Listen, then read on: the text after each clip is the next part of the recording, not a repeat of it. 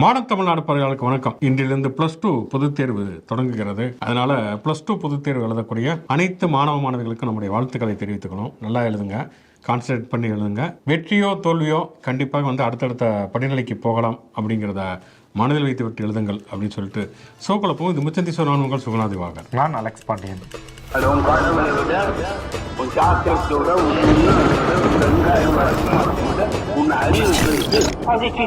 முதல்ல உலகம் முழுக்க இன்றைக்கு இருக்கக்கூடிய இந்த போர் சூழல், போர் பதற்றம் குறித்து நம்ம கண்டிப்பாக பேசியாக வேண்டும். ஏனென்று சொன்னால், ஈரானுடைய உயரிய தலைவர் என்று சொல்லப்படக்கூடிய காமேனி அவர் கொலை செய்யப்பட்டிருக்கார். இஸ்ரேல் அமெரிக்காவினுடைய கூட்டுப்படை தாக்குதலில் அவர் இருக்கக்கூடிய இடத்தை பார்த்து தாக்குதல் நடத்தி முதல்ல டொனால்ட் ட்ரம்ப் அறிவித்தார் காமேனி இறந்து விட்டார்னு. அப்போ முதல்ல ஈரான் அரசு மறுத்தாலும் கூட பின்னால் ஈரான் அரசனுடைய சமூக வலைத்தளம் அதிகாரப்பூர்வமாக ஒத்துக்கொண்டது. ஆமாம், காமேனி இறந்து விட்டார் அப்படிங்கிறத. காமேனி பற்றியும் பல்வேறு விதமான விமர்சனங்கள் முன்வைக்கப்படுகிறது. அவரே ஒரு சர்வதிகாரி மாதிரியாக இருந்தார். இன்னொன்று அவர் போராடக்கூடிய பலரையுமே ஆயிரக்கணக்கில் கொன்று குவித்தார் அப்படிங்கிற விமர்சனங்கள்லாம் முன்வைக்கப்படுகின்றன. இதில் நமக்கு இதில் எந்த விதமான மாற்று கருத்தும் இல்லை. ஒருத்தர் சர்வதிகாரியாக இருக்கிறார், ஜனநாயகத்துக்கு விரோதமாக செயல்படுகிறார், போராடக்கூடிய மக்களை ஒடுக்குகிறார் என்று சொன்னால் கண்டிப்பாக ஒரு விமர்சிக்கத்தக்கவர் என்பதில் நமக்கு எந்த விதமான மாற்று கருத்தும் இல்லை. ஆனால் அந்த எதிர்ப்பு, அந்த விமர்சனம், அதை தாண்டி அதை கட்டுக்குள் கொண்டு வருவதுங்கிறது அந்த நாட்டை சேர்ந்த மக்கள் தான் அதை கொண்டு வர வேண்டும். காமேனி மோசமானவராக இருக்கிறார் என்று சொன்னால் அந்த நாட்டு மக்கள் ஒரு புரட்சி செய்து அவரை பதவியிலிருந்து அகற்றுவது, அதுதான் செய்யணுமே தவிர இது வெளிநாடுகள் அதில் தலையிடுவது அப்படிங்கிறது ஏற்றுக்கொள்ளத்தக்கதல்ல. அது ஒரு நாட்டினுடைய இறையாண்மைக்கு எதிரானது. இன்னொன்று அப்படி தலையிடக்கூடிய அளவுக்கு அமெரிக்காவும் இஸ்ரேலும் அவ்வளோ யோகியங்களும் கிடையாது. அங்கேயே 1008 பிரச்சனைகள் இருக்கிறது அப்படிங்கிறது நமக்கு தெரியும். இன்னொன்று, அமெரிக்கா எல்லா உலகத்தினுடைய பெரும்பாலான நாடுகளில் இந்த நாட்டாமை தனித்து தான் பண்ணுகிறதுங்கிறத பார்க்குறோம். இப்படி தான் ஈராக்கில் பேரழிவுக்கான ஆயுதங்கள் இருக்கிறது, சதாம் ஹுசேன் அதை தயாரிக்கிறார் என்று சொல்லி ஒரு மிகப்பெரிய அளவிலான வன்முறையை கட்டவிழ்த்து லட்சக்கணக்கில் குழந்தைகள், முதியவர்கள்லாம் கொலை செய்யப்பட்டார்கள். பிறகு பதுங்கியிருந்த சதாம் ஹுசேன் கண்டுபிடிக்கப்பட்டு ரொம்ப பரிதாபகரமான தோட்டத்தில் கண்டுபிடிக்கப்பட்டு அவர் தூக்கிலிடவும் பட்டார். ஆனால் இன்னைக்கு வரைக்கும் அந்த பேரழிவுக்கான ஆயுதத்தை அவங்க தரவே இல்லை அப்படிங்கிறத பார்க்குறோம். சதாம் ஹுசேன் மீதும் பல்வேறு விதமான விமர்சனங்கள் இருக்கின்றன. சதாம் ஹுசேன் ஒரு கட்டத்தில் போற்றக்கூடியவர்கள் இருக்கிறார்கள். உயர்கல்வி வரைக்கும் ஈராக்கில் இலவசம். இன்னொரு பக்கம் பார்த்தீங்கன்னா குர்திஷ் போராளிகள் சதாம் ஹுசேன் மீதான விமர்சனங்களை முன்வைக்கிறார்கள். அதெல்லாம் ஒரு பக்கம் இருந்தாலுமே கூட இதை தலையிடக்கூடிய அளவிற்கு அமெரிக்காவுக்கு என்ன தகுதி இருக்கிறது, என்ன உரிமை இருக்கிறது அப்படிங்கிறது மிக முக்கியமான ஒரு கேள்வி. அப்படி இருக்கக்கூடிய சூழலில் ஈரான் மீது தொடுக்கப்படக்கூடிய இந்த தாக்குதல் என்பது மிக மிக கண்டிக்கத்தக்கது. நம்முடைய இந்திய பிரதமர் இப்போதான் ஒரு சில நாட்களுக்கு முன்பு இஸ்ரேல் போயிட்டு இஸ்ரேலை பாராட்டிட்டுலாம் வந்தார். ஆனால் இந்த காமேனியுடைய படுகொலை பற்றி எந்தவித வாயுமே திறக்கல. இப்போ நேற்று நடந்திருக்கு. திருப்பரங்கெல்லாம் போய் இப்போ சாவகாசம் அந்த மாதிரியான போர் பதற்றம் நடப்பது மட்டும் கவலை அளிக்கிறது 19 ஒரு கருத்து சொல்லியிருக்காரு. தவிர இந்த இஸ்ரேல் அமெரிக்கா அடுத்த நாட்டுக்குள்ள புகுந்து ஒரு குண்டுகளை போடுவது அப்படிங்கிறது சரியா? ஏன்னா இஸ்ரேல் நாடாளுமன்றத்தில் இவர் தான் சொன்னார் ஹமாஸ் ஆயுத குழுவினர் போய் குண்டு போடுவது தப்பு அப்படின்னாரு. அப்போ இவங்க பண்ணுவது தவறா அப்படிங்கிற சரியாங்கிற ஒரு விஷயத்தை மோடி சொல்ல வேண்டும். அதையும் மோடி சொல்லவில்லை. இன்றைக்கு பார்த்தோன்னா இப்போ ஈரான் மீண்டும் தாக்குதலை தொடுத்திருக்கிறது. அது இஸ்ரேல் அமெரிக்காவை தாண்டி அவங்க குவைத் வரைக்குமே தாக்குதலை தொடுக்கிறார்கள் அப்படிங்கிறத பார்க்குறோம். நம்முடைய இந்தியர்களுமே வளைகுடா நாடுகளில் ஏராளமான பணிபுரிகிறார்கள். நமக்கு தெரிந்து பார்த்தோம்னா ஐரோப்பிய நாடுகளுக்கு பிறகு அல்லது ஐரோப்பிய நாடுகளை விட அதிகமாக வளைகுடா நாடுகளில் தான் இந்தியர்கள் வேலை பார்க்கிறார்கள். அதில் குறிப்பாக கேரளாவை சேர்ந்தவர்கள் அதிகம் சவுதி அரேபியா, குவைத் போன்றவற்றெல்லாம் வேலை பார்க்கிறார்கள். அப்படிங்கிறதுனால எல்லாருமே கவலையோடு இருக்கிறோம். வரக்கூடிய செய்திகள்லாம் அஜித் பத்திரமா இருக்காரு, சந்தோஷ் நாராயணன் பத்திரமா இருக்காருன்னு வருகிறது. அவங்களும் பத்திரமா தான் இருக்க வேண்டியது தான். அதே நேரத்தில் இங்கே இருக்கக்கூடிய உழைப்பதற்காக போனவர்கள், தங்களுடைய குடும்பத்தினுடைய வருமானத்துக்காக போனவர்கள் அத்தனை பேரும் பாதுகாப்போடு திரும்ப வேண்டும்.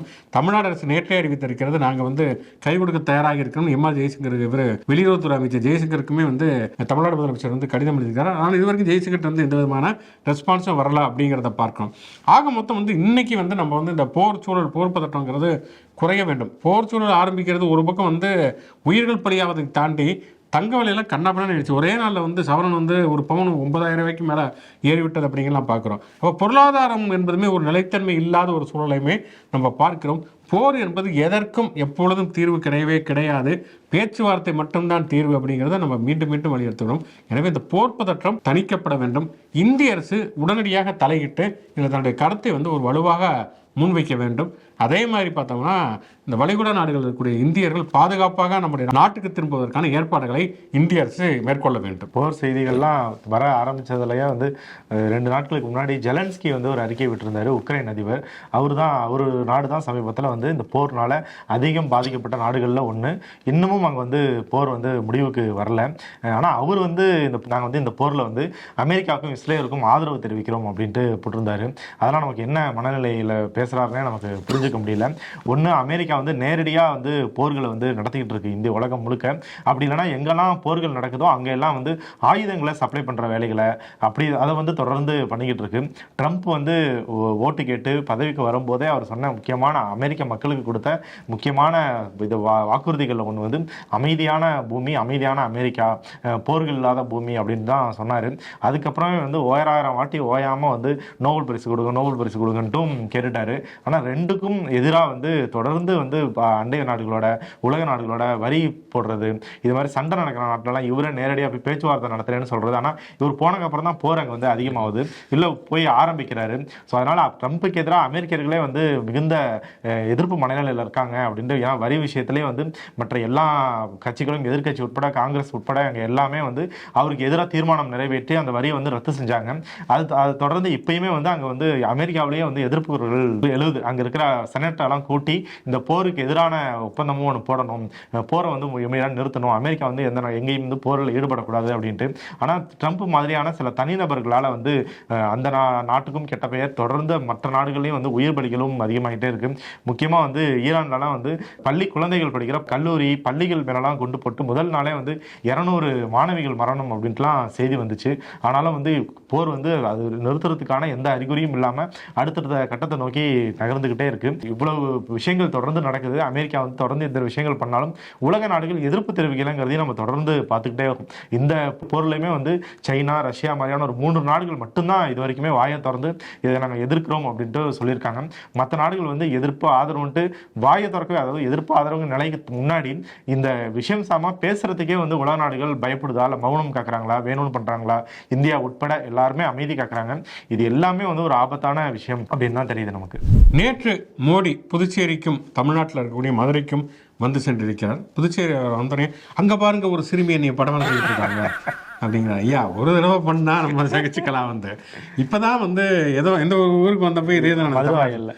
மதுரை வாயில் அதே தான் நடந்தது. அது எடுத்தே போட்டாங்க. உத்தரப்பிரதேசம், பீகார், குஜராத்னு எங்கே போனாலுமே இந்த ட்ராமாவை தான் போட்டுருக்காங்க. வந்து இங்கேயும் அதே டெய்லர், அதே வாடகை அப்படின்னு சொல்லிட்டு முன்னாலேயே ஏற்பாடு பண்ணப்பட்ட ஒன்று. அதுக்கப்புறம் திருப்பரங்குன்றத்துக்கு வந்து அங்கே ஒரு சீனை போட்டு அப்படியே நெடுஞ்சான்கடையாக படுத்து என் நப்பன் முருகப்பெருமானை தரிசித்தேன் அப்படின்னு சொல்லிட்டு கேபி சுந்தராம்பாள் மாதிரி பாட்டு மட்டும்தான் பாடல. மற்றபடி வந்து ஒன்றானவன் இரண்டானவன் பாட்டு பாடலையே தவிர மற்றபடி அப்படியே முருகப்பெருமானுக்காக உருகி இருக்கு. அப்படி எப்படி இந்த திடீர் தாய்ப்பாசம் மாதிரி எப்படி இந்த திடீர் முருகப்பாசம் வந்துச்சு அப்படின்னு தெரியல. இதுக்கு முன்னால் எங்கேயுமே ஒரு முருகனெல்லாம் கும்பிட்டுலாம் பழனி போயிருக்காரு, சுவாமி மலைன்னு எக்கச்சக்கமான அறுபடை வீடுகள்லாம் இருக்குது. இது வரைக்கும் எங்கேயுமே போய் பண்ணவே இல்லை. இதில் சில பேர் வேறு வதந்தியை கிளப்பி விட்டுருக்காங்க. என்னன்னா வந்து திருப்பரங்குன்றம் போன யாருமே வந்து உருப்படியாக திரும்பினதா இல்லை. ஏகே போஸ் எம்எல்ஏ போனார், மாரடைப்பில் இறந்து விட்டார். கெச்சி ராஜா போனார், அவருக்கு உடம்பு சரியில்லாமல் படுத்துட்டார் அப்படின்ட்டு வரிசையாக போட்டு வச்சுருக்காங்க. வந்து நமக்கு அந்த விதமான நம்பிக்கையெல்லாம் இல்லை அப்படிங்கிறனால அவர் போகட்டும் வழிபடட்டும். ஆனால் எதற்காக போகிறார், எதற்காக இந்த பிரச்சனையை கையில் எடுக்கிறார் அப்படிங்கிறது எல்லாருக்குமே தெரிந்த ஒன்று தான். நம்ம ஏற்கனவே முன்னாடியே சொன்னது மாதிரி அந்த திருப்பரங்குன்றத்தில் வந்து தீபம் ஏற்ற வேண்டும் என்று சொல்லி பூர்ணச்சந்திரன் என்பவர் வந்து தீக்குளித்து உயிரிழந்தார். அவருடைய குடும்பத்தையும் போய் பார்த்தெல்லாம் அதை பற்றியெல்லாம் அவர் பேசியிருந்தார். ஆனால் வந்து தொடர்ச்சியாக ஏராளமான பொய்களையும் இவர் கட்டமைத்து விட்டார். இன்றைக்கி காலையில் அது பப்பரப்பான்னு சொல்லி பல பேருமே அதை சொல்லிவிட்டார்கள். குறிப்பாக சொல்லணும்னு சொன்னால் வந்து ஜல்லிக்கட்டு வந்து காங்கிரஸ் காலத்தில் வந்து தடை செய்யப்பட்டது, அதை நான் தான் கொண்டு வந்தேன் அப்படின்னு சொன்னார். உலகத்துக்கே தெரிஞ்ச ஒரு விஷயம். ஜல்லிக்கட்டு போராட்டம் சென்னை மெரினாவில் நடந்த பொழுது அவர்கள் வந்து அதிகமாக கழுவி ஊற்றுனது சசிகலாவையும் நரேந்திர மோடியும் தான் கழுவி ஊற்றுனாங்க. ஏன்னால் வந்து காங்கிரஸ் கட்சி ஆட்சி காலகட்டத்தில் ஜெயராம் ரமேஷ் அந்த காட்சிப்பட்டியலுக்கு கால்நடையை கொண்டு போயிட்டாரு, ஜல்லிக்கட்டு காலையை கொண்டு போயிட்டாருங்கிறதுலாம் உண்மையாக இருந்தாலுமே கூட அதற்கு பிறகு வந்து பீட்டாவினுடைய யோசனையை கேட்டு ஜல்லிக்கட்டுக்கு தடை விதித்தது வந்து இப்போ மோடி அரசு தான். மோடி அரசு எதிர்த்து தான் அந்த போராட்டமே நடந்துச்சு அப்படிங்கிறது ஊர் முழுக்க தெரிஞ்ச ஒரு விஷயம். வேணா ஜூலியை வச்சு இன்னொரு வீடியோ வேணால் பல சொல்லணும், அது உலகத்துக்கே தெரிஞ்ச விஷயம். அதே மாதிரி மதுரவாயில் பறக்கும் சாலை திட்டத்தை திமுக அரசு வந்து நடைமுறைப்படுத்தாமே இருந்தாங்க. நாங்கள் சொல்லி தான் வந்து இப்போ தான் நடைமுறைப்படுத்துகிறோன்னு அது இன்றைக்கி வந்து தமிழ்நாடு முதலமைச்சர் ஸ்டாலினை அதை பற்றி பேசியிருக்கிறார். அதுக்கு எதிராக கேஸ் போட்டதே ஏடிஎம்கே தான் போட்டாங்க. அவங்களால தான் அந்த கேஸே அந்த திட்டமே இருந்தது அப்படின்னு சொல்லிட்டு கொஞ்சம் கூட கூச்சப்படுறதே இல்லை. வர்றதெல்லாம் வாய்க்கு வர்றதெல்லாம் அள்ளி விடுறது. இந்த பக்கம் எடப்பாடி பழனிசாமி அவர் இஷ்டத்துக்கு வந்து மதுரை எய்ம்ஸ் முடங்குறதுக்கு காரணமே திமுக அரசு தான் அப்படின்னு சொல்லியிருக்கிறாரு. மதுரை எய்ம்ஸுங்கிறது அப்படிங்கிறது எடப்பாடி பழனிசாமி முதலமைச்சராக இருந்த பொழுது அடிக்கல் நாட்டப்பட்டது. அதுக்கு பிறகு கிட்டத்தட்ட 3 வருஷம் ஆட்சியில் இருந்தது அவர் தான். கட்ட நினைச்சா எடப்பாடி பழனிசாமியை கட்டிருக்கலாம். ஏன் வந்து திமுக வந்து அடுத்த ஆட்சி காலத்தில் வந்தது அதை முடக்கணுங்கிறதுல என்ன அவசியம் இருக்கிறது? அப்போ வந்து எய்ம்ஸ் கட்டப்படாமல் இருந்த பொழுது அதற்கான விமர்சனங்கள் இருந்த பொழுதே வந்து மோடி அரசு என்ன சொல்லிச்சுன்னா தமிழ்நாடு அரசு நிலத்தை கையகப்படுத்தி கொடுக்கவில்லை அப்படின்னு தான் சொல்லிச்சு. நம்ம ஏற்கனவே சொல்லியிருந்தோம், இந்த தமிழ்நாடு அரசுன்னு அப்போ சொன்னது எடப்பாடி பழனிசாமியுடைய அரசு தான். இன்னைக்கு வரைக்கும் பார்த்தோம்னு சொன்னால் வந்து மதுரை எய்ம்ஸுங்கிறது முழுமையாக கட்டிப்படி முடிக்கப்படாமல் இருப்பதற்கு காரணம் ஒன்றிய பாஜக அரசு தாங்கிறது ஊருக்கே தெரிந்த விஷயம். ஆக மொத்தம் என்னன்னா அவங்கவுங்க இஷ்டத்துக்கு நீ பொய் சொல்றதுல நீ குறைவா நான் குறைவாங்கிற ரேஞ்சுக்கு மோடியும் எடப்பாடி பழனிசாமியும் தங்களுக்கான போட்டியை வந்து தொடங்கிட்டு போயிருக்கிறார்கள். இன்னொரு என்னன்னா கூட்டணி தொகுதி பங்கீடு பேச்சுவார்த்தை. பொதுவாக பார்த்தோம்னா வந்து இப்போ திமுக ஒரு தொகுதி பங்கீடு பேச்சுவார்த்தைன்னா அண்ணா அறிவாலயத்தில் நடக்கும். அதே மாதிரி ஏடிஎம்கே தொகுதி பங்கீடு பேச்சுவார்த்தை அப்படின்னா ராயப்பேட்டில் உள்ள அதிமுக தலைமையில் ஒருத்தர் நடக்கும், அல்லது ஜெயலலிதா கடத்தில் போயஸ் காலத்தில் நடக்கும். இதுதான் வந்து நடைமுறையான ஒரு விஷயம். ஒருவேளை காங்கிரஸ் கட்சி வந்து பெரிய கட்சியாக வளர்ந்து அது கூட்டணிக்கு தலைமை தாங்கன்னா சத்தியமூர்த்தி போன பேச்சுவார்த்தை நடக்கும். அதே மாதிரி பார்த்தோன்னா பிஜேபி பெரிய கட்சியாக வளர்ந்துச்சுன்னா கமலாலயத்தில் நடக்கும். இதான் வழக்கம் உள்ளது. ஆனால் இப்போ என்னன்னா மோடி மதுரைக்கு வந்திருக்காங்க, வர்ற வழியில் மாட்டுத்தாவணி பஸ் ஸ்டாண்ட் வந்துருங்க கூட்டிட்டு போய் பேச்சுவார்த்தை. அந்த தொகுதி பங்கீடு பேச்சுவார்த்தை என்னன்னா நட்ட நாயகமாக பீஸ் கோயில் உட்காந்துருக்குறா. அப்படி 15 பேர் 20 பேர் உட்கார வச்சிருக்கேன். அதில் ஒரு 8வது ஆளாக எடப்பாடி பழனிசாமி உட்காந்துருக்காரு. கேட்டால் அவர் தான் வருங்கால முதலமைச்சர், நாங்கள் ஜெயிச்சு அவர் தான் முதலமைச்சர் அப்படிங்கிறாங்க. இவ்வளவு தூரம் வந்து ஒரு வெக்கக்காடான ஒரு சூழலில் எடப்பாடி பழனிசாமி அதிமுக வந்து கீழே இறக்க வேண்டுமா? ஏற்கனவே அது ஒன்றும் இல்லாமல் போயிடுச்சு. அதிமுக வந்து அந்த பக்கம் சசிகலாங்கிட்டு ஓபிஎஸ் டிடிவி தினகரன்னு ஒன்றும் இல்லாமல் போய்விட்டது. இருக்கிற கொஞ்ச நெஞ்ச மானத்தை மரியாதையும் முற்றிலுமாக வாங்கிவிட்டார். என்னத்தை பேசினாங்கன்னே தெரியல. தொகுதி பங்கீடு பேச்சுவார்த்தை அதுவாட்டி சிக்கல் அப்படின்னு சொல்லிட்டு இப்போ வந்து டெல்லிக்கு போயிருக்கிறார் மோடி. ஆக மொத்தம் என்னன்னா ஏடிஎம்கே ஆஃபீஸுக்கும் இப்போ தொகுதி பங்கீடு பேச்சுவார்த்தைக்கு எந்த சம்பந்தம் இல்லை என்கிற அளவுக்கு எவ்வளோ தூரம் அவமானப்படுத்த முடியுமோ அவ்வளோ தூரம் அவமானப்படுத்துறதுக்கு பாஜக வந்து தயாராகி விட்டது. இப்போ என்னன்னா அவங்க பார்த்து சீட்டு இருந்தா ஒரு இப்போ 20 சீட்டை வச்சுக்க இந்த இதெல்லாம் ஏடிஎம்கே எங்கெல்லாம் ஜெயிக்க வாய்ப்பு இருக்கிறதோ அத்தனை தொகுதியும் வந்து பிஜேபி கேட்பதாகத்தான் தகவல்கள் வருகின்றன. ஆக மொத்தம் வந்து எவ்வளவு படுத்தே விட்டாரா அப்படிங்கிற அவர் எப்படி திருப்பரங்குன்றத்தில் கோயிலில் வந்து படுத்தாரோ நெடுஞ்சான் கிடையாது. இப்போ எடப்பாடி பழனிசாமி இங்கே படுத்திருக்கக்கூடிய ஒரு சூழலை தான் உருவாக்கி இருக்கிறார் எடப்பாடி பழனிசாமி அவர்கள். மோடி வந்து எப்போல்லாம் தமிழ்நாட்டுக்கு வராரோ அப்போல்லாம் அவர் மேலே வைக்கிற விமர்சனங்களை ஒன்று வராரு, ஓட்டு கேட்குறாரு, போயிடுறாரு, நமக்கான திட்டங்களை எதுவும் கொண்டு வர மாட்டேங்கிறாரு அப்படின்னு தமிழ்நாடு முதலமைச்சரும் விமர்சனம் வைப்பார். எல்லாரும் வைக்கிற விமர்சனம். அதுக்கு வந்து இந்த வாட்டி நான் ஒரு முடிவு கட்டுறேன் அப்படின்னு சொல்லி மதுரையிலேயே ஒரு நலத்திட்ட நிகழ்ச்சி துவக்க விழான்னு சொல்லி ஒன்று நடத்திருக்காங்க. அதுக்கு வந்து அவங்க வந்து தனியாக ஒரு இடம் பார்த்து ஸ்டேஜ் போடுறது கூட வழி இல்லாமல் ஏர்போர்ட் பக்கத்துலேயே காலி இடம் ஒன்று இருக்குது, அங்கேயே நடத்திடுவோம்னு சொல்லிட்டு நடத்திருக்காரு. அங்கே வந்து கிட்டத்தட்ட 4000 கோடி ரூபாய்க்கான திட்டங்கள் தமிழ்நாட்டுக்கு வழங்குறோம் அப்படின்னு பண்ணியிருக்காங்க. அந்த அதுக்கு ஒரு பேஜ் ஆடு வந்துருந்துச்சு நேற்று முழுக்க எல்லா நாளிதழ்களையும். அதெல்லாம் என்னென்ன திட்டம்னு எடுத்து பார்த்தோம்னாக்க பார்க் ஸ்டேஷன்ல இருந்து எழும்பூர் வரைக்கும் ஏற்கனவே ஒரு 3 இருவரி பாதை இருக்கான். எக்ஸ்ட்ரா ஒரு ரயில் தண்டாளம் போட்டிருக்காங்களா 4 கிலோமீட்டருக்கு, அதை வந்து திறந்து வச்சிருக்காரு. அப்புறம் பாண்டிச்சேரியில இருந்து சென்னைக்கு வந்து அது வந்து சிங்கிள் ரோடா இருந்துச்சு, இப்போ வந்து டபுள் ரோடா பல ஆண்டுகளா போட்டுக்கிட்டே இருக்காங்க. அதெல்லாம் ஆனாலும் முழுசா முடிக்கல. அதனால இவர் வராருங்கிறதுக்காக மரக்காணம் டு புதுச்சேரி டபுள் ரோட திறந்து வைக்கிறோம் இப்படின்ட்டு எல்லா இடத்துலையுமே வந்து ரயில் தண்டவாளம் இப்படியான திட்டங்களையா திறந்து வச்சுட்டு அதையும் அந்த ஸ்பீச்ல வந்து சொல்லியிருந்தாரு. இன்னைக்கு கூட அவங்களுக்கு வந்து நான் 4000 கோடி ரூபாய்க்கு திட்டம் கொடுத்துருக்கேன் அப்படின்ட்டு சொல்லியிருக்காரு. இப்போ வர 11ஆம் தேதி திருச்சியில அடுத்த கூட்டம், அதுக்கும் மோடி வந்து வராரு. அப்போ அவங்க வந்து அந்த ஸ்பீச்சிலையுமே வந்து என்ன திட்டங்கள் இது வரைக்கும் கொடுத்துருக்கோன்னு ஒரு லிஸ்ட் போடுறதுக்கு இல்லை, என்ன கொடுக்க போறோம் ஐடியா இருக்குன்னு சொல்றதுக்கு இல்லை. ஆரம்பிக்கும் போது விஜய் வந்து பாஜக பி டீமா இருக்காரு, அவருக்கான ஸ்பீச்சுகள்லாம் எங்க தான் வருது மனப்பாடம் பண்றது அப்படிங்கிறதுக்கு ஆதாரமா வந்து நேற்று மோடியோட ஸ்பீச்சும் அதே டெம்ப்ளேட் தான் இருந்துச்சு. ஆரம்பிக்கும் போது மதுரைனா என்ன தெரியுமா அப்படின்ட்டு 4-5 பாயிண்ட் சொன்னாரு. எம்ஜிஆர்லாம் சொன்னாரு, மதுரைக்கு விஜய் போகும்போதும் அதே தான் சொன்னாரு, இது வந்து எம்ஜிஆர் நீங்க வந்து இங்கே தான் ஜெயிக்க வச்சிங்க முதல்னாரு. அந்த பாயிண்ட் எல்லாம் நேற்று மோடி ஸ்பீச்சிலுமே இருந்துச்சு. அதுக்கப்புறம் ஆரம்பிச்சு முடிகிற வரைக்கும் திமுகவை திட்டிக்கிட்டே இருந்தாரு.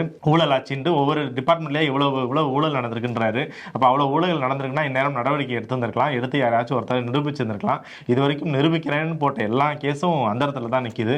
அப்படி வந்து எந்த வளர்ச்சிக்கான அரசியலும் இல்லாமல் தேர்தல் வருது அதுக்காகவாச்சும் ஏதாச்சும் திட்டம் கொடுப்போம் அப்படின்னு இல்லாமல் திமுகவை திட்டுறது, சொந்த புகழ் பாடுறது, இதையே தான் மோடியும் தொடர்ந்து செயல்படுறாரு. திட்டம் கொடுங்க அவங்களுக்கு இருக்க ஒரே திட்டம் அதிமுக அந்த தேர்தலோட ஒன்றும் இல்லாமல் பண்ணணும் அப்படிங்கிறது மட்டும் தான் ஒரு திட்டம். அந்த திட்டத்தை சிறப்பாக செயல்படுத்தி கொண்டிருக்கிறார். ஒரு பக்கம் இப்படி பார்த்தோம்னா ஏடிஎம்கே பிஜேபி தொகுதி பங்கீடு பேச்சுவார்த்தை அப்படின்னா திமுக தொகுதி பங்கீடு பேச்சுவார்த்தை அப்படிங்கிறது தொடங்கி கிட்டத்தட்ட ஒரு கால் கிணறு தாண்டி விட்டார்கள் அப்படின்னு சொல்லலாம். இந்திய யூனியன் முஸ்லீம் லீக் மற்றும் மனிதநேய மக்கள் கட்சி ரெண்டு கட்சிகளுமே கூட்டணி தொகுதி பங்கீடு பேச்சுவார்த்தைகளை முடித்து ஆளுக்கு 2 தொகுதிகள் அப்படின்னு சொல்லி ஒப்புக்கொண்டு கையெழுத்து போட்டிருக்கிறார்கள். இன்னைக்கு வந்து விடுதலை சிறுத்தைகள் கட்சியுடைய தலைவர் திருமாவளவன், துணை பொதுச் செயலாளர் வன்னியரசு, ரவிக்குமார் உள்ளிட்டவர்களும் போய் அவர் தொகுதி பங்கீடு பேச்சுவார்த்தை நடத்தி வந்திருக்கார். நடத்தி வந்து வெளியில் ஒரு விரிவான ஒரு பேட்டியுமே கொடுத்திருக்காரு. அவங்க கிட்டத்தட்ட ஒரு 12 தொகுதிகள் எதிர்பார்க்குறாங்க. அதே மாதிரி புதுச்சேரியில் வந்து 3 தொகுதிகள், ஒரு பொது தொகுதி 2 தனி தொகுதிகள் அப்படின்னு கேட்டிருக்கிறோம். ஆனால் என்னென்னா எங்களுடைய கோரிக்கைகள் என்ன அப்படிங்கிறத சொல்லியிருக்கோம். திமுக தரப்பில் வந்து என்ன சொல்கிறாங்கிறத பார்த்து நாங்கள் முடிவெடுப்போம். மற்றபடி நான் வந்து பேரம் பேசுவதற்கான கட்சியாக விடுதலை சிறுத்தைகள் கட்சிங்கிறது இல்லை அப்படின்னு இருக்காரு. அதே மாதிரி ஆட்சியில் பங்கு, அதிகாரத்தில் பங்கு அப்படிங்கிறது நாங்கள் இன்னைக்கு சொல்லவில்லை. எப்போ முதலாக தேர்தல் அரசியலுக்கு வந்தோம் 1998 மூப்பனார் தலைமையில் 3வது அணி உருவாகிற பொழுது இருந்து எங்களுடைய நோக்கம்ங்கிறது ஆட்சியில் பங்கு, அதிகாரத்தில் பங்கு அப்படிங்கிறது, ஒடுக்கப்பட்ட மக்கள் அதிகாரத்தில் பங்கெடுக்க வேண்டும் என்பதற்காக. ஆனால் இன்றைக்கு அதை வலியுறுத்துவதற்கான சூழ்நிலை என்பதில்லை. இன்றைக்கு வலதுசாரிகளுக்கு எதிராக எல்லாரும் ஒன்றிணைய வேண்டிய ஒரு சூழ்நிலை இருக்கிறது அப்படின்னு இருக்காரு. அப்புறம் காங்கிரஸ் கட்சியை பற்றிய கேள்வி கேட்டிருக்காங்க. அதை பற்றி நான் எப்படி சொல்ல முடியும்? நான் போய் என்னுடைய பேச்சுவார்த்தை நடத்தி வந்திருக்கேன், அதை பற்றி தான் சொல்ல முடியும் தவிர இன்னொரு கட்சி என்ன கேட்குறாங்கிறத பற்றி நான் சொல்ல முடியாது அப்படின்னு இருக்காரு. காங்கிரஸ் கட்சியுமே வந்து ஒரு இரட்டை நிலைப்பாட்டை கொண்டிருக்கிறது அப்படிங்கிறத நம்ம பார்க்குறோம். ஏன்னா தமிழ்நாட்டில் வந்து இந்த பேச்சுவார்த்தை முடித்து கிரிஜோடங்கர் மகிழ்ச்சியுடன் நாங்கள் செல்கிறோம், திரும்புகிறோம், சுமூகமாக பேச்சுவார்த்தை நடந்தது அப்படிங்கிறாரு. டெல்லிக்கு போனால் வந்து 25 சீட்லாம் எங்களால் ஒத்துக்க முடியாது அப்படிங்கிறாரு. என்ன நடக்கிறது என்று தெரியவில்லை. நேற்று தமிழ்நாடு முதலமைச்சர் ஸ்டாலினுடைய பிறந்தநாள், எல்லாருமே வாழ்த்துக்களை தெரிவித்திருந்தார்கள். செந்தமிழன் சீமான் வரைக்குமே வாழ்த்துக்கள் தெரிவிச்சுட்டா. அப்படி விஜய் மட்டும் தூங்கிட்டா அப்படியே என்னன்னு தெரில, இல்லை என்ன சொன்னாங்கன்னு தெரில, அவர் வாழ்த்துக்களை தெரிவிக்கவில்லை. இடையில ஒரே வருஷம் அவரை வாழ்த்துக்களை சொல்லியிருந்தார், அதுக்கப்புறம் வாழ்த்துக்களை தெரிவிக்கவில்லை. ராகுல் காந்தி வாழ்த்துக்களில் வந்து சகோதரர் ஸ்டாலின் போன வருஷம் போட்டார், இந்த தடவை சகோதரர் காணா அப்படிங்கிற மாதிரி சில டீகோடிங்கெல்லாம் வேறு போயிட்டு இருந்தது. உண்மையிலே காங்கிரஸ் கட்சி என்ன மாதிரியான மனநிலையில் இருக்கிறது என்று தெரியவில்லை. அது வந்து இப்போ என்னென்னா திமுக என்ன மாதிரியான மனநிலை இருக்குதுன்னு சொன்னால், இந்த பக்கம் ஓபிஎஸ் வந்துட்டாரு, தேமுதிக வந்துச்சு, எல்லாமே வந்துட்டாங்க. ஒருவேளை காங்கிரஸ் கட்சி வெளியே ஏறினால் அப்படி வந்து ஏதாவது சரிவுகள் அல்லது இழப்புகள் அப்படி நடக்கிறதுக்கான வாய்ப்புகள் பெருசாக இல்லை. அப்படி ஏதாவது நடந்ததுன்னு சொன்னால் அதை வந்து நம்மளே வந்து இருக்கக்கூடிய கட்சிகளை வைத்து அதை சரி கட்டி விட முடியும் என்கிற மனநிலைக்கு தான் திமுக வந்து விட்டதோ அப்படிங்கிற மாதிரியான ஒரு விஷயம் இருக்கிறது. இன்னொரு விஷயம் என்ன சொல்கிறாங்கன்னா, ஒருவேளை காங்கிரஸ் கட்சி வந்து திமுக விட்டு வெளியேறி தாவேக்காவோட கூட்டணிக்கு போவதாக இருந்தது சொன்னால் காங்கிரஸ் கட்சி இரண்டாக உடைவதற்கான வாய்ப்புகளும் இருக்கின்றன. ஏன்னா 1996 சட்டமன்ற தேர்தல் இதுதான் நடந்தது.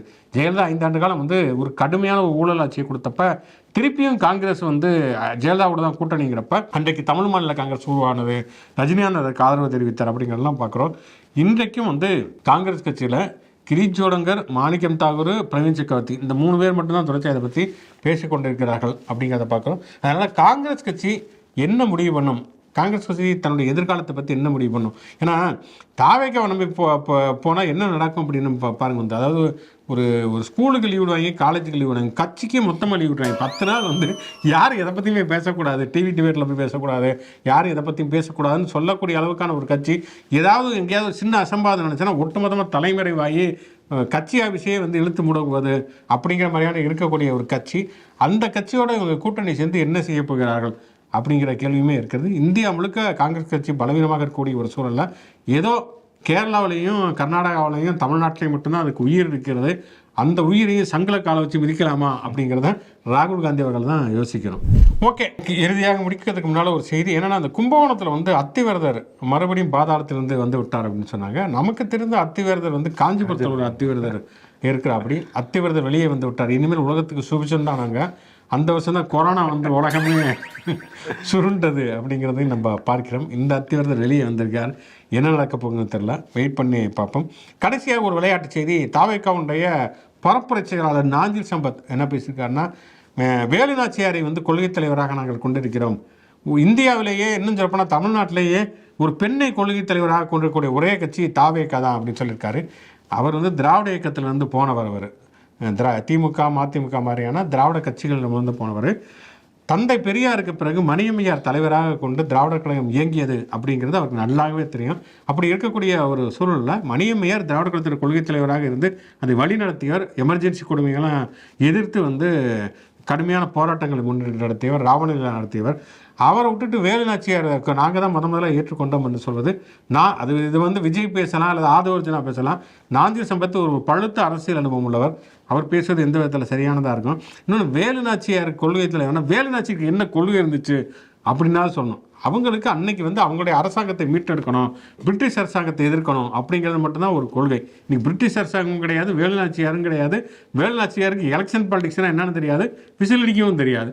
அப்படி இருக்கப்போ வேலுநாச்சியாரை கொள்கை தலைவர்னு சொல்கிறதே ஒரு காமெடி தான். அது வந்து நாஞ்சில் சம்பத் வந்து அவங்களது நாங்கள் தான் முதல் ஒரு பெண்ணை கொள்கை தலைவராக வச்சுருக்கோம்னு சொல்கிறது அது இன்னுமே மிகப்பெரிய காமெடி அப்படின்னு சொல்லலாம். இது போன்ற பல்வேறு விதமான செய்திகளை விரிவாக வாதிப்பதற்கும் உரையாடுவதற்கும் மாடர்ன் தமிழ்நாடு யூடியூப் சேனலோட தொடர்புகள். முச்சந்தி ஷோ லைக் பண்ணுங்கள், கமெண்ட் பண்ணுங்கள். மாடர்ன் தமிழ்நாடு சேனலுக்கு சப்ஸ்கிரைப் பண்ணுங்கள். யூடியூப் மாதிரியே மற்ற சமூக இணையதளங்களையும் நமக்கான பேஜஸ் இருக்குது, அங்கேயும் லைக் பண்ணி ஷேர் பண்ணி உங்களோட ஆதரவை தொடர்ந்து கொடுங்க. மீண்டும் ஒரு நிகழ்ச்சியில் சந்திப்போம். நன்றி.